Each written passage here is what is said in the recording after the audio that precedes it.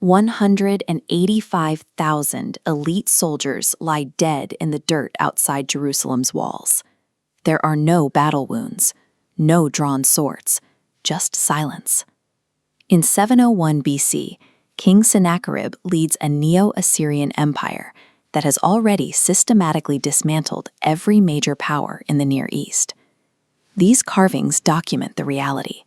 The Assyrians used ladders, siege engines, and a relentless mechanical approach to breaching city walls. Sennacherib's military functioned as a highly advanced psychological weapon. The entire structure was designed to crush a kingdom's hope of survival before a single arrow ever left a bowstring. King Hezekiah of Judah makes a dangerous calculation. He abruptly stops paying the crippling tribute demanded by Assyria, effectively declaring a rebellion. The retaliation is immediate. Assyrian forces sweep through the region, systematically flattening 46 fortified Judean cities before converging on the capital for the final prize.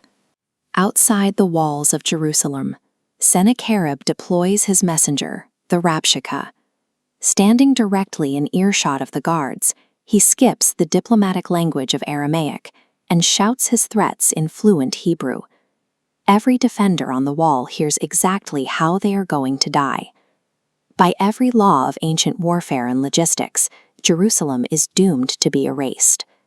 The world's most capable army has them entirely surrounded. Their sudden survival is a historical anomaly that demands an explanation. The oldest record of what happens next comes from the Hebrew texts of Kings and Isaiah. With destruction guaranteed, Hezekiah tears his clothes and goes to the temple to pray. Then the text offers an astonishing conclusion. It claims an unseen angel of the Lord descends on the Assyrian camp in the dark, executing exactly 185,000 soldiers in a single night. Curious, slightly hushed. The description is strangely clinical. The writers do not describe a dramatic clash of swords or a heroic, drawn-out battle. A silent force sweeps through the tents, and by morning, the field is simply covered in corpses. For religious scholars, this account provides the definitive answer, a deliberate act of divine intervention. It gives us our first of three deeply conflicting narratives surrounding that night.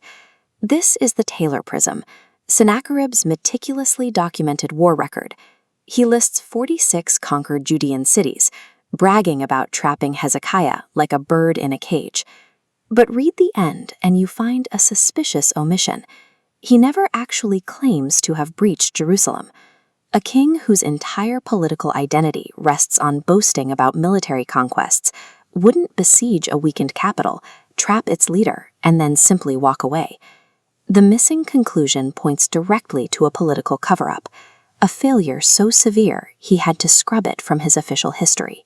2 centuries later, the Greek historian Herodotus recorded a bizarre rumor about Sennacherib's army. He wrote that a horde of field mice swarmed the Assyrian camp in the dark, chewing through their bowstrings and shield straps, effectively disarming them. Modern epidemiologists interpret these mice as the ancient world's universal shorthand for disease and pestilence. This diagram illustrates the logistical reality of an ancient siege camp. Packing over 100,000 men and animals into a tight area with terrible sanitation creates a biological time bomb. Pathogens transfer rapidly through contaminated water and close contact. The prime scientific suspect is an outbreak of septicemic plague. It is carried by the exact fleas and rodents drawn to military waste pits, and it operates with terrifying speed. Once infected, a soldier can easily die overnight without ever raising a weapon. An outbreak of this scale would tear uncontrollably through the densely packed, exposed Assyrian tents. Meanwhile, the Judeans inside Jerusalem were inadvertently protected, isolated behind massive stone walls acting as a rigid quarantine line. When you align the evidence, an invisible pathogen fits the timeline. The Hebrew angel of the Lord and the Greek swarm of mice are likely ancient humanity's desperate attempts to describe a catastrophic biological disaster they lacked the science to see. The immediate aftermath is undisputed. Sennacherib returns home in humiliation. His reign of terror eventually concludes violently when two of his own sons assassinate him inside an Assyrian temple. In stark contrast, Jerusalem remains completely untouched. The siege lifts entirely, leaving King Hezekiah secure on his throne and his kingdom intact. We are left to weigh three distinct versions of the exact same night: the divine deliverance recorded by faith, the microscopic pathogen diagnosed by science, and the tactical retreat spun by an embarrassed king. The survival of Jerusalem in 701 BC proves that history operates as a battleground of competing narratives, and it demonstrates that even the most heavily armed empires on Earth are entirely at the mercy of the unpredictable.